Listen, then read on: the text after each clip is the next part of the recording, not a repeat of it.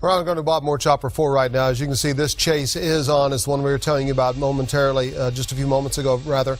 And we want to check in with John Welsh and Bob Moore Chopper 4. John, give us your exact location now and kind of tell us what you can see. Yeah, right now, as you can see, he's following this. It's a Dodge Magnum here. We're turning, I believe this is southbound on, should be May here from Reno. We're coming up underneath the underpass to I-40, coming into Stockyard City. He's being pursued by Oklahoma City. They've been following him for about 5 or 6 minutes, or that we know of at least for 5 or 6 minutes here. Luckily, he's kind of stayed out of a lot of traffic and hasn't really put everybody else or all the other motorists in jeopardy here. But you can see, obviously, we've got 2 patrol cars, 3 right behind him as he's southbound here on May coming through Stockyard City here, Kent. Now, John, we got some radio traffic indicated this possibly had something to do with an armed robbery, getting into a little heavier traffic there on South May. And as John said, certainly other drivers are possibly in danger crossing over the center line there, as you can see. Such a dangerous situation. Oklahoma City Police always try to back off, let the choppers kind of keep an eye on these guys. He's coming up. Go ahead, John. He's coming. The train track, Kent, is there's a train on the track, so he's going to come right through here. And now he's going down the road, or the right next to the train tracks, just north of the tracks. There's 3 cars and 1 SUV following him. It's going to dead end here because there's a creek. There's a creek right on the other side of this, Kent, so there's really nowhere for him to go. Looks like he's going to be bailing out here pretty soon. He's looking behind him to see where the officers possibly are. Got to know that car's had some damage done to it after you saw it just when it hit that ditch right there. Realizes he doesn't really have anywhere to go. Looks like he's going to try to take off again. You can see the steam coming from the front of that car where possibly the car has been damaged there, where the radiator is possibly damaged. Maybe that car has died on him right there. We're not sure. John, what can you see? Yeah, well, you can see, Kent, obviously there's probably 4 police cars right behind him. They're kind of sheltering themselves behind the door. You saw him get out, try and run. Looked like he was trying to get in front of the car. It kept going. Then he went and got in, shut the door. So he's in there. Obviously, like you said earlier, the radiator's broken, but apparently he's going to take off again. The other side, we tried to look in there briefly. It looks like he has a broken window and maybe some cardboard covering it. But this ends right here in a creek, Kent, so he can go about 200 or 300 more yards, and then it's going to dead into a creek, and I don't know if he's going to try and jump the top of the tracks there, or if this is going to hopefully come to an into the pursuit here.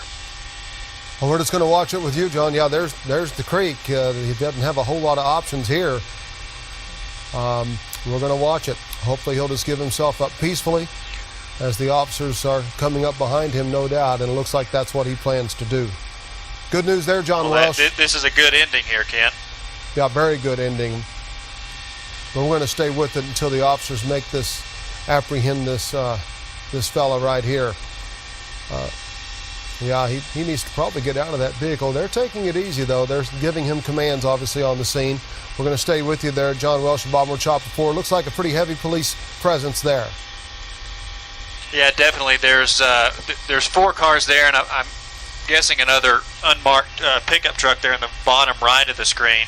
As you can see, he had his hands out, and then police are giving him commands, so I don't know if he's bringing his hands back in to try and open the door, or, you know, this is one of those deals, especially in armed robbery, you don't know if he has a gun or what else he has in there.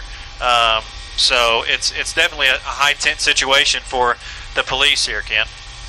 Yeah, we saw him take off one time. I mean, desperate people do desperate things. There's no telling what this guy might try to do. Got to know that radiator certainly a big issue for him, as we can see that still steaming away right there. Again, he had his hands sticking out of the windows. If you're just now joining us, he had his hands sticking out the windows just a second ago. Thought, well, here he goes again. You're thinking maybe he's just going to pop the door open and give himself up. Maybe, possibly, there's some damage to them. We saw him open the door earlier, so he should be able to open it without any trouble. Officers obviously keeping cover because, like you said, we believe this started as part of an armed robbery a little bit earlier. This whole chase got underway in the area of Agnew and Southwest 29th, and then covered some ground, went up to Reno for a while. He came back on South May, came down South May, ran into that train that was on the tracks, as John mentioned, so he had to turn there. And that's how he wound up out here on this little embankment, if you will, after driving for what looked like to be about a quarter mile. Yeah, that's right. And he's got his hands up like he wants the police to come up there and get him out of the car. And obviously they don't want to go up there and get him out. I wouldn't either. They're telling him to get out of the car, you know, because ideally what you'd want him to do is reach out, open the door from the outside, and then get out and then follow your commands. They're going to make you step back, you know, turn around, face the vehicle, get on your knees, and then they'll go up and arrest the guy. Because, you know, if this was an armed robbery, looking at it from the police's perspective, it could be he's trying to bait him to come up there so he could, you know, shoot him or harm him in whatever way. So, I mean, obviously he should give himself up. That's what they're trying to get him to do. So this could hang out here a little bit before he decides really what he wants to do, Ken. It looks like he's yelling out the window, so he's communicating with the police in some way is what we believe is going on. Of course, we can't hear any of it. But John needing to talk to the tower there momentarily.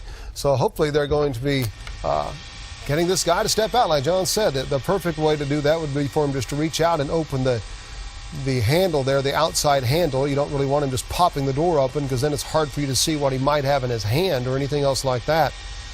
And whether he could, you know, quickly get out and maybe jump back behind his vehicle, barricade himself there, possibly start firing, and you never know what can happen. Our officers put their lives on the line all the times in these types of situations. They are professionals. They know what they're doing. They're keeping their distance. They're staying behind their vehicles, but they are certainly in danger, as we believe this was an armed robbery suspect. John, it looks like everybody's being patient. It is. It's going to be a standstill. You know, the nice thing about the location here, Ken, is it's out in the middle of nowhere. So you're at the very end of the tracks. There's no houses around here. You're kind of at the end of the industrial complex. There's a lumber yard that's just on the east side of that, and actually on the west side of the creek too, just a little bit southwest of there. So this really couldn't have happened at a better place if something were bad to happen, because there's not anybody else around, you know, so you don't have to worry about you know, if it ended up being a shootout or something, that you could hit some bystanders. You're kind of in a secluded area. Obviously he's out of the car talking to him. He probably wants them to come up there and get him, and obviously they don't want to do that, because they don't know, like I said earlier, what he has on him. So if he would just follow the commands, they would end here. But it looks like this is about to come. Well, they tased him, so this will come to a good ending here, Ken. Okay, it looks like they played it safe. He wasn't following their commands. He did not get on the ground, as they were obviously telling him to do. He was tased. They're getting him handcuffed at this time. So fortunately, everyone's safe on the scene. They're checking that vehicle, though, to make sure that nobody is inside the car. I'm being very careful about Absolutely. doing it. Yeah, right. You never know. You'd want to make sure that the threat is completely gone. I mean, because they don't know how many people was in there. We tried to look on the other side, and we couldn't see in the window because it looked like there was cardboard or something over it. But even with the dark windows, we couldn't see in there. The front windows didn't appear to be tinted, but they want to go ahead and clear the scene and make sure it's safe for everybody else before they continue the end of the investigation here, Ken. Now, those windows really darkly tinted. I'm sure very hard to see through, but it looks like they've given the all clear there on the vehicle, and this man is going to be taken to the county jail. So good work there by Bob Moore Chopper 4, John Welsh, our pilot in Bob Moore Chopper 4, near the Oklahoma City stockyards, where this chase of an armed robbery suspect has come to an end. We're going to take you back now to regular programming.